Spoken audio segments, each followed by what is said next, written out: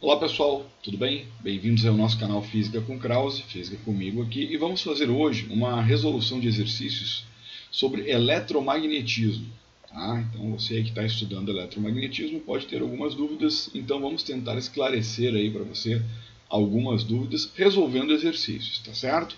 Então olha só, a primeira questão aí diz assim, ó, um conjunto de partículas carregadas com velocidades variáveis penetra numa região onde tem um campo elétrico e um campo magnético.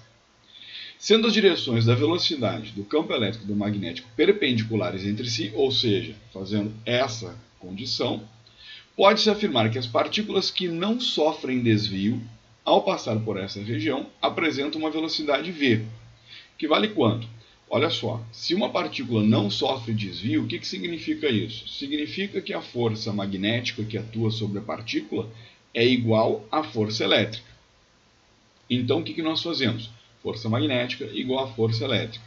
Qual é a fórmula da força magnética quando uma partícula entra numa região de campo? BQV. Na verdade é BQV seno θ, mas como são perpendiculares, vai dar o seno de 90 que é 1, então ficamos somente com BQV.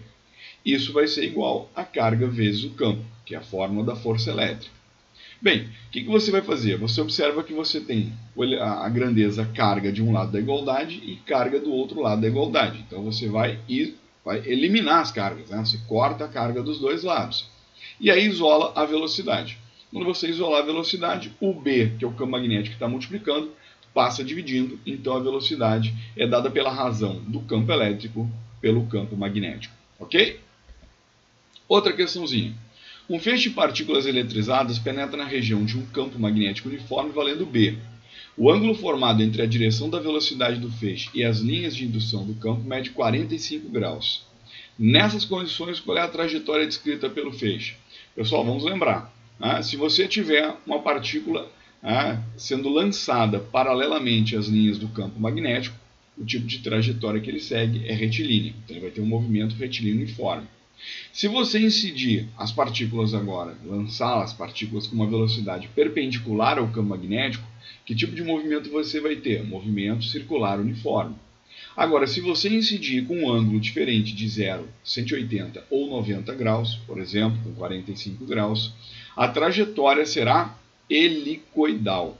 Ok? Então lembra, jogou paralelo, segue linha reta. Jogou perpendicular, movimento circular. Jogou com ângulo, você vai ter uma trajetória helicoidal, como se fosse o espiral do seu caderno. Tá ok? Outra questãozinha sobre o campo magnético terrestre. Então existe um texto aí, que vem informando, dão várias informações a respeito do uso das bússolas.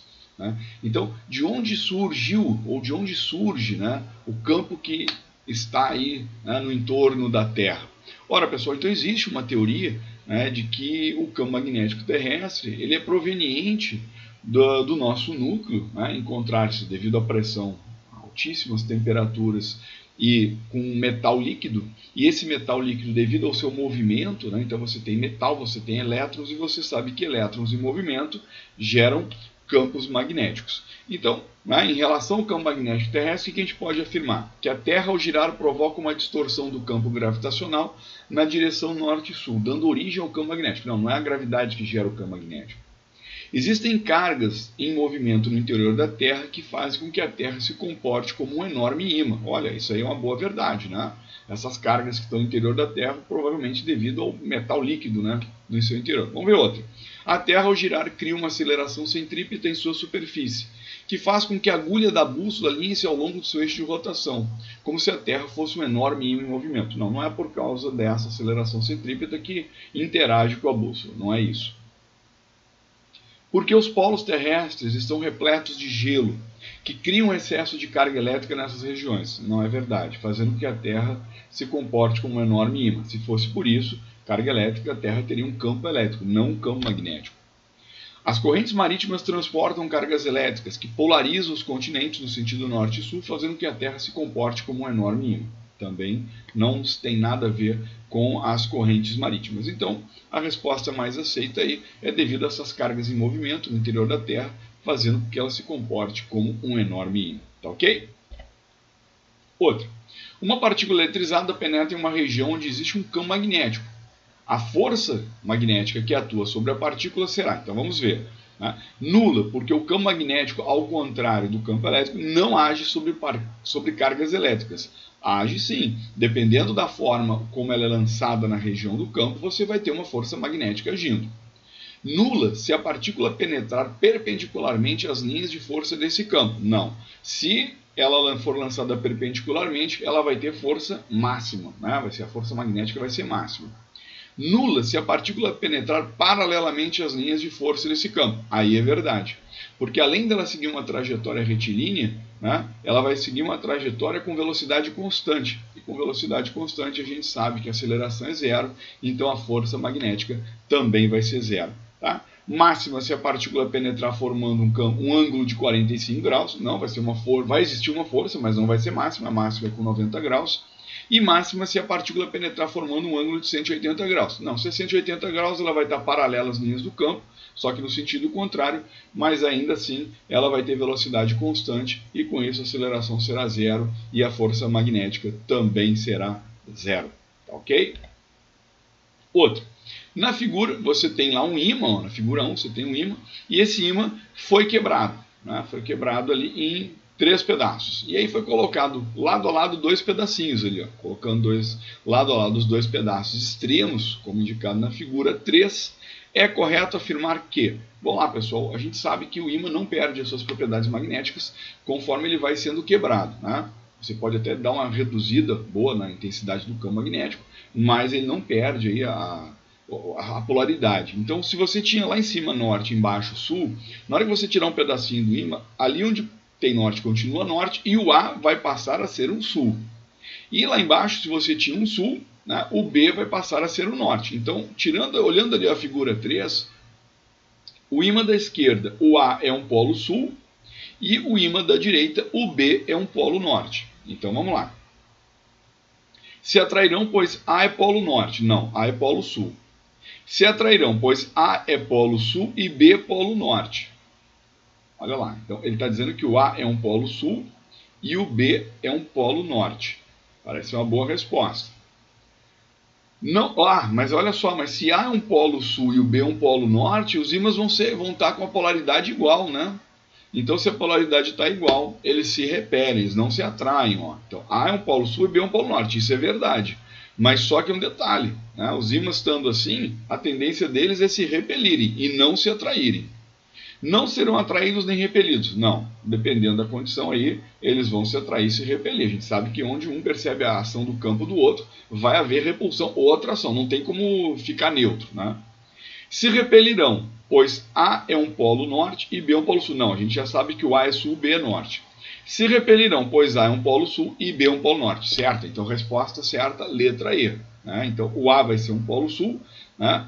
O sul com o sul vai repelir, o B vai ser um norte, o norte com o norte vai se repelir. Então, vai haver uma repulsão magnética aí desses dois ímãs na figura 3. Tá? Outra questão. Uma espira circular é percorrida por uma corrente elétrica contínua de intensidade constante. Quais são as características do vetor campo magnético no centro da espira? Então vamos ver. É constante e perpendicular ao plano da espira. Repara, se você tem uma espira, tá, onde você passa corrente elétrica, como é que você define o campo magnético? Lembra? É pela regra da mão direita. Ó. Você vai fazer a regrinha da mão direita. Ok? Então você vem com a corrente elétrica, contorna. E o que você está vendo com o campo magnético aqui? O campo magnético está ficando como? Perpendicular ao plano. A espira está aqui, ó. Esse aqui é o plano da espira. E o campo magnético está como? Está perpendicular ao plano da espira. Então ele é constante e perpendicular ao plano da espira. Até porque, né, a corrente que está percorrendo ali, ó, ela é constante. Está dizendo ali, é constante e paralelo ao plano da espira, não é. No centro da espira é nulo, não é. É variável e perpendicular, ele não é variável porque a corrente é contínua.